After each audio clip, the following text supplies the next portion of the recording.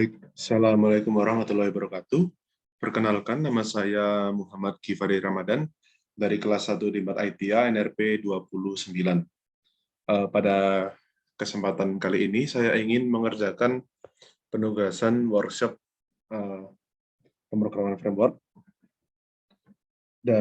pada minggu ke di sini terlihat minggu ke-9. Oke. Jadi pada minggu ke-9 ini, topik yang akan saya bahas yaitu adalah getting data from users, atau artinya mendapatkan data dari user. Oke, modul ini dibuat oleh dosen saya, yaitu Bapak Ahmad Syauki Hasan. Oke, langsung saja. Yang pertama itu untuk cara mendapatkan data dari user. Yang pertama ada dengan membuat form. Nah, cara utama untuk membuat form itu di sini adalah melalui Y, yaitu dengan mengetikkan y/widgets/activeform. Nah, pada banyak kasus, form yang ditampilkan ke pengguna mempunyai relasi dengan model.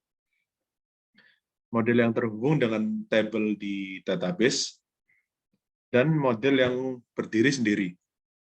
Nah, semua yang berada di antara activeform begin dan activeform end pada kode PHP akan diletakkan di dalam tag HTML, yaitu tag form, yaitu pada file HTML yang di-generate. Lalu untuk membuat elemen pada form beserta label dan validasi JavaScript-nya dapat dilakukan dengan memanggil metode activeform, yaitu pada function field. Lalu kode PHP yang menggunakan activeform field akan menghasilkan file HTML yang berisi elemen form, label, input, dan tag-tag lainnya yang sesuai dengan template yang digunakan. Lalu atribut name pada elemen input akan di-generate secara otomatis dengan pola nama model, yaitu nama underscore atribut user login form username. Oke, lalu di sini ada tampilan contoh potongan kode apabila ingin membuat form pada framework Y2 ini, seperti yang tertera pada modul ini. Oke, lalu ada validasi input. Nah, di aturan dasarnya itu jangan percaya input dari pengguna. Maksudnya selalu menggunakan validasi apabila user menginputkan suatu data itu. Nah, input dari pengguna atau user yang dimasukkan melalui model dapat divalidasi dengan metode seperti ini, yaitu dengan function validate. Nah, lalu metode di atas akan mengembalikan nilai true jika proses validasi berhasil, dan akan mengembalikan pesan error jika tidak berhasil atau gagal. Nah, lalu jika memungkinkan secara default, validasi input ini dilakukan di sisi klien, yaitu dengan menggunakan JavaScript. Lalu ada deklarasi rules. Untuk membuat metode validate dapat bekerja, Anda perlu mendeklarasikan rule untuk setiap atribut yang akan divalidasi. Nah, rule untuk validasi dapat dibuat dengan menggunakan override function rules.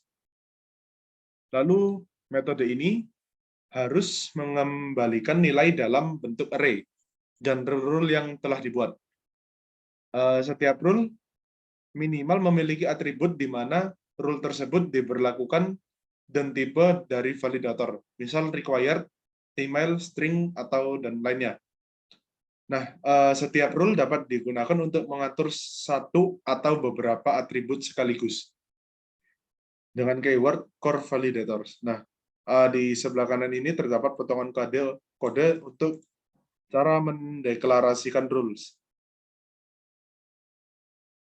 Lalu di sini ada custom error message.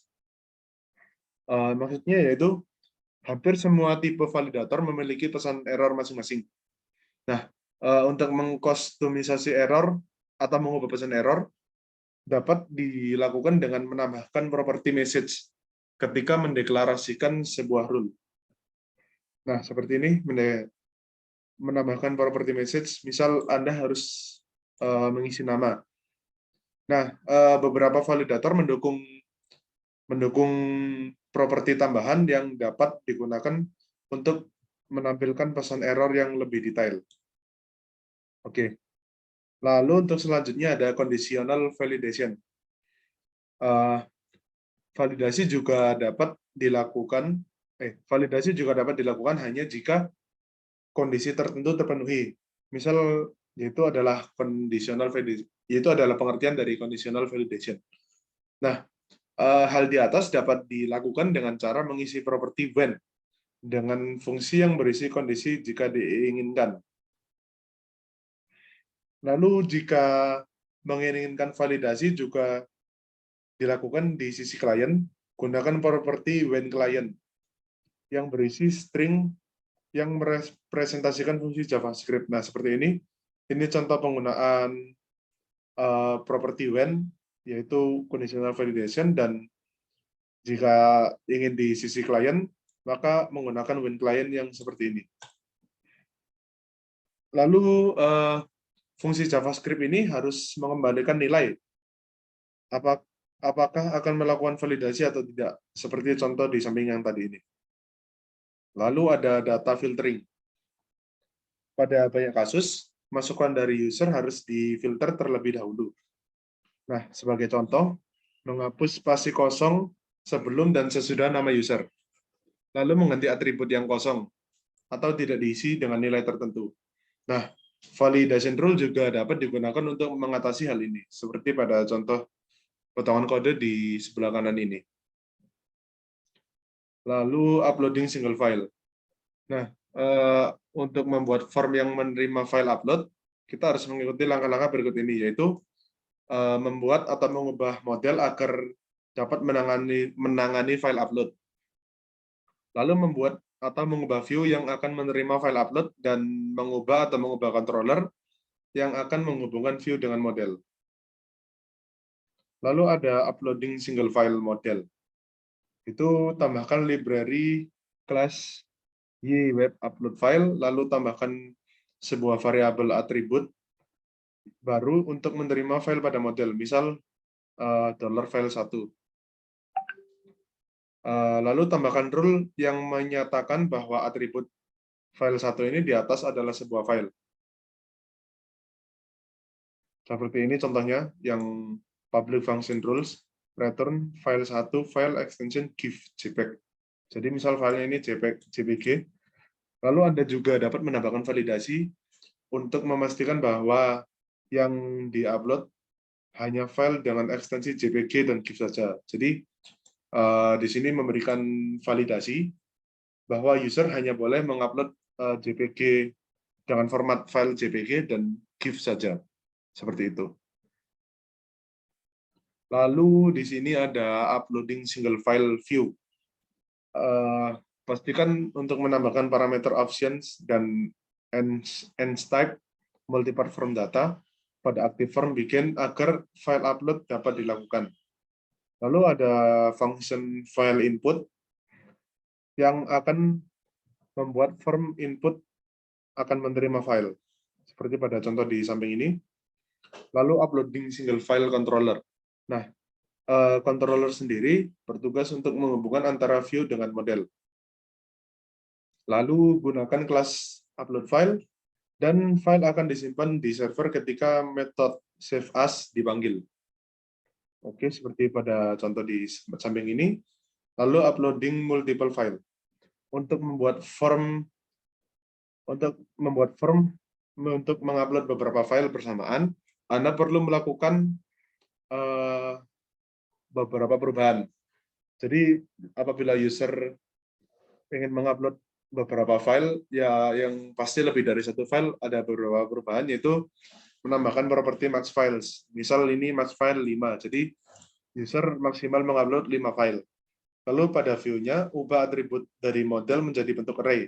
Misal file 1 menjadi file kurung kotak seperti ini, dan tambahkan properti multiple true pada metode file input. Lalu pada controller, ganti metode getInstance menjadi getInstance, ditambahi S di belakangnya, lalu gunakan for each untuk menyimpan semua file. Nah, seperti ini contoh mengupload multiple file di model, di view, dan di controller. Lalu ini latihan yang akan saya kerjakan pada pertemuan berikutnya. Artinya untuk percobaan ini saya sudah cukup dari saya. Apabila ada salah kata saya mohon maaf. Terima kasih. Wassalamualaikum warahmatullahi wabarakatuh.